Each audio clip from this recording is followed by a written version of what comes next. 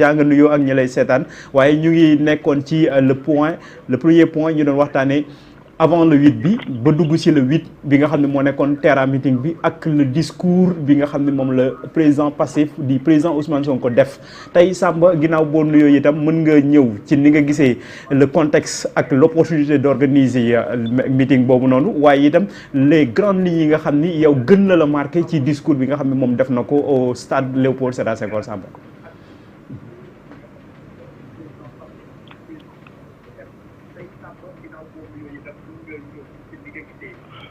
asalaamaaleykum wa rahmatullahi taala wa barakatu. waaleykum salaam wa rahmatullahi taala wa barakatu. nuyu naa leen yéen ñëpp di nuyu la chaîne des valeurs mu nekk sunu kër ndax mbégte bi nga xam ne moom laa am si ñëw tey jii si émission bi daf may fàttaliku rek ngan bi nga xam ne sëñ Moustapha defaloon na ko suñu kilifa suñu wasila général de Bamba ci champ de course ba ci gàmmu ga te it sëñ Cheikh am lu mu ci waxoon te muy woneen rek ni Mourchid TV ak ñun ñi tey ji benn lañu di nuyu suñu kilifa gi sëñ Moustapha ak njabootam di wone it ni sëñ Modou Kara Mbacké ak sëñ Moustapha benn lañu waa diwaan ak Mourchid benn lañ kon sama kër laa ñëw. sa kër nga ñëw effectivement. li am solo mooy ñun Sénégal dëkku teranga la. donc lu ma fi nar a wax lu ñagas wala lu ma fi nar a wax lu dul loolu maa ngi koy rëccu ci d'abord en avance. di nuyu suma rakk boobu toog Thiam. ndax ki ko yebal jëwrinam ñoo bokkoon daanaka liste. ci élection législative yi amoon 2017 Mame Mactar Gueye suma mag suma allié nous sommes des alliés. donc plateau bi di nuyu suma confrère monsieur le grand journaliste di toog foofu donc waxtaan bi am solo di am solo mooy Sénégal dund nañu loo xam ne buñ ci bàyyee xel ci histoire dañu nekk weer boo xam ne mois de novembre de tous les dangers lañ ko mënee tuddee ndax dafa méngoog 1962. 1962 le 12 novembre la mbiru Mamadou Dia ak Senghor commencé. te fii ñu toll nii boo ko xoolee 63 ans après dafa mel ni l'histoire est en train de se répéter. mais cette fois-ci li différence mooy que ni am na ay régulateurs sociaux. ay kilifa diine yoo xam ne tey jii xam nañ seen rôle. gën nañ ko maîtriser ba incha allah jàmm rek moo mën a am ci réew mi. bon pour parler de maintenant ce qui s'est passé le 8 mën naa la wax ni le 8 novembre dafa nekk une renaissance pour le Sénégal. lu tax mu nekk une renaissance pour le Sénégal mooy dafa am loo xam ne mënatul am ci politique Sénégal. mooy Sénégal mënatuñu dund ay affaire kii daa bokkoon léegi daanu naa maa ngi demaat ci nguur gi. mënatul am aussi intérêt personnel. ñeme gi mooy ñu liggéey pour suñu réew. liggéey pour suñu réew mooy ñu teg ko ci dëgg. teg ko ci yërmande. teg ko ci loo xam ne aussi mooy bonne parole bonne intention. mooy ni nit ki nga foog nga fàttaliku lu yàlla wax wala xat karab naa bani adama te nga xam ni noppa tànk boo mën ci am loo mën ci am ci àdduna bi doo ko yóbbaale bàmmeel. ñun politiciens yi ñun ñuy politique nañu def na ñemee politique de vérité. politique de vérité mooy ñu xam ni réew mi ñu nekk muy Sénégal am na ñu ko liggéey ba pare kenn mënu ko taal. li nga xam ne nag moom laa jàng man ci 8 novembre bi le jour même. c'est la première fois histoire politique u àdduna un chef de gouvernement un premier ministre en fonction wax ni bu justice amul bu leen fay impôt. te moom xamul ni oto bi muy dawal chauffeur bi koy yore garde du corps bi koy yore impôt moo tax ñu koy fay. donc justice boobu aussi xamul ni ça relève du droit privé. mooy yëfu privé la du yëfu public. droit public nag moom la ñu bokk muy état muy gouvernance muy les politiques publiques wutee naag li nga xam ne yellef la ak justice. fi ñu toll nag man li ma mën a wax aussi ci mbir mi. mooy c'est la première fois aussi ñu gis un chef de gouvernement buy wax président defal lii dindi lii defal laa parce que moom fàtte na ni nii décret moo ko fa teg légitimité boobu dégg naa nag ñuy wax affaire mbooloo affaire terra affaire lu kenn xamul mais mbooloo du dara gis nañ fi Ablaye Wade en 2012 mu def ci meeting boo xam ne nee nañ 1 million de personnes la booru ko Cheikh Béthio gis nañ fi Macky Sall mu def fi loo xam ne kenn stade bu fees jël jëlee jàmmalaay buñ koy ba investir jëlee jàmmalaay ba fële Ouest Foire tout ça c'est pas important gis nañ Adolf Hitler Nuremberg ba muy def meeting am dafa fees dell dëkk ba mais fu mu mujjee donc li am solo man aussi mooy damay dégg aussi souvent waa Pastef xale yi di tuddee Ousmane Sonko mu sell mi mais mu sell mi lan moo war a génn ci gémmiñu ko sell lu dul ihsaan lu dul lu rafet lu dul wax ju ñaw boo xam ne day boole ay xol waaye du génnee ci gatsa waaye du génnee ci mortel combat waaye du génnee ci les traites wala yooyu mais ñun ban Sénégal lañ war a bokk ak Ousmane Sonko Sénégal boo xam ne dañuy rendre compte dañuy def ay yaama tooñoon damay fayu dañuy fayonte wala Sénégal boo xam ne un peuple un but une foi moi je dis que on a dans notre devise aujourd'hui un peuple waaye dese nañu foi bi parce que foi bi mooy lan tey foi mooy naka nga mën a fexe pendant 3 jours 4 jours même rassembler ay nit en tant que chef de gouvernement te yow xalaatoo conséquence su santé bi parce que dafa am épidémie bu am Sénégal muy épidémie boo xam ne presque c'est mortel muy fièvre du Rif vallée du Rif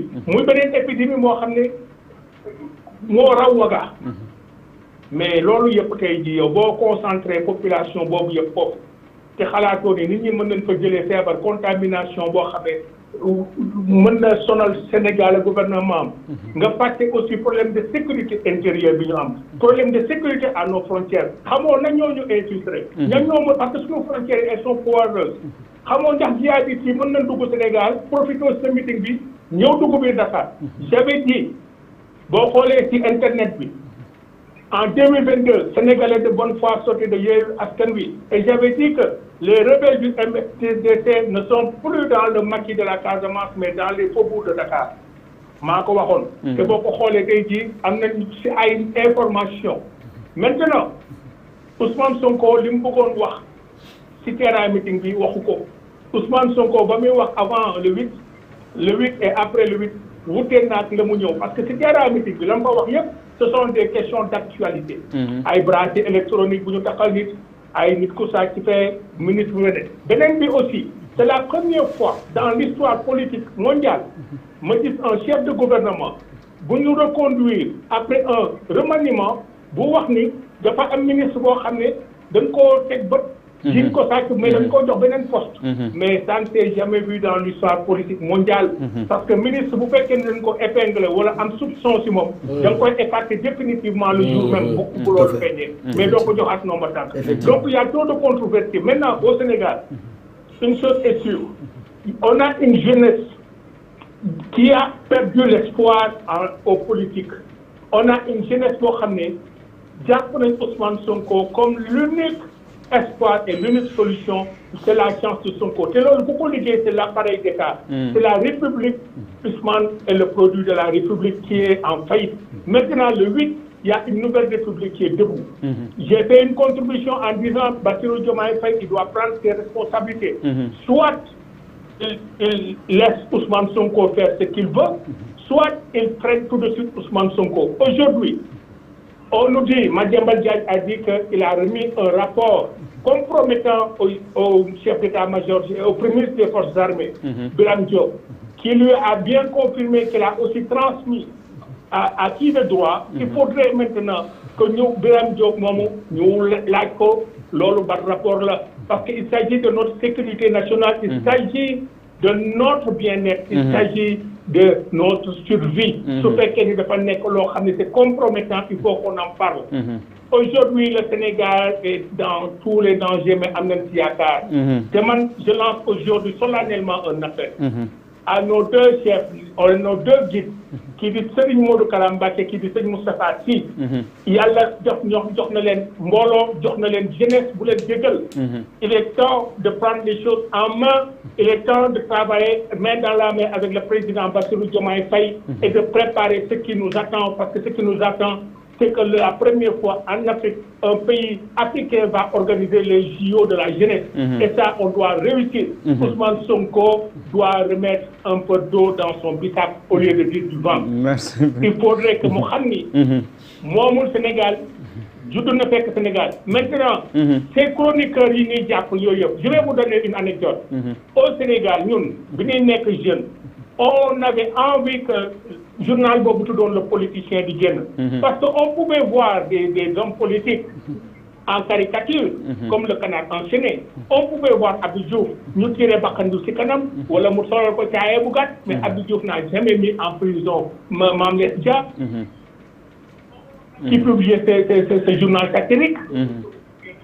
On a vu aujourd'hui Djibo Leyti Ka en 2000 ànd ak Abdou Diouf, mais teewul Abdoulaye Wade jëlaat ko parce que c'est l'intérêt suprême de la nation qui était en cause. Il fallait que mu am ñu am expertise, expérience.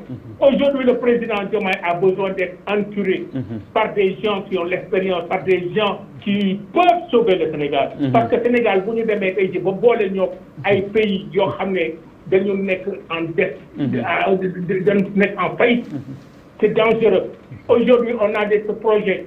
On a des partenaires qui veulent investir au Sénégal, mais ils n'osent pas venir. Parce qu'aujourd'hui, Premier ministre va mu waxee ni dañoo am ay problème si la sunu euro mooy wàcc. Premier ministre fu mu waxee Sénégal gën a suufe. Donc Ousmane Sonko, je vais lui demander quelque chose. Il a dit, pour parler un peu, et je vous laisse la parole, je suis à l'écoute, et je suis avec vous dans cette chaîne de télévision des valeurs, parce qu'on parle de valeurs. Ousmane Sonko dafa ne, dit moom dafa roy ci Mohamed sallallahu alayhi wa sallam. Est-ce que xam na kooku mooy kan? Mohamed sallallahu alayhi wa sallam. Xam nga, il y a plus de 124 000 prophètes que Allah subhanahu wa ta'ala a envoyés. Il y a 313, je crois, qui sont venus avec une mission. Mais waral adduna bi yëpp benn ngay gis bàmmeel, benn ngay gis benn prophète ñu ne la kii moo fi tëdd muy sunu yonent bi sallallahu alayhi wa sallam. Amul fenn foo mën a gisee ci adduna bi pour la ne beneen yonent ngi tëdd fii. Kooku yàlla la.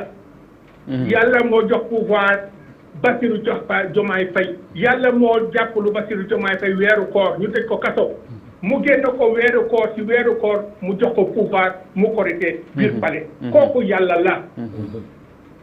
Bëgg a nekk président. Bëgg a nekk loo bëgg a doon te yàlla àndu ci da ngay sonal sa bopp. Na gëm yàlla. Bu gëmee yàlla jàpp si ki nga xam ne mooy ndogalu yàlla boo jàppale Bassirou Diomaye Faye. Kenn bëggul gis ñu tasaaroo. Kenn bëggul gis ñu séparé wu. ànd moo gën séparation.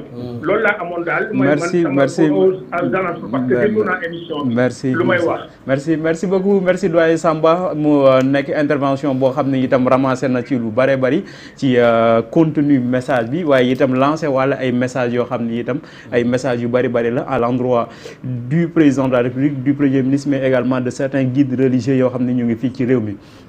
doyen li mu wax léegi te Pape commencé woon ko léegi amorcé ci discours meeting bi wax na li c'est la première fois ñu gis dans le monde benn premier ministre wax ni y a un ministre boo xam ne dañ ko épinglé wala boog dañu am ay soupçons la wax ay soupçons de surfacturation ñu déplacé ko au lieu ñu jëlee ko loolu est-ce que bu fekkee ni c'est avéré nekkul en contradiction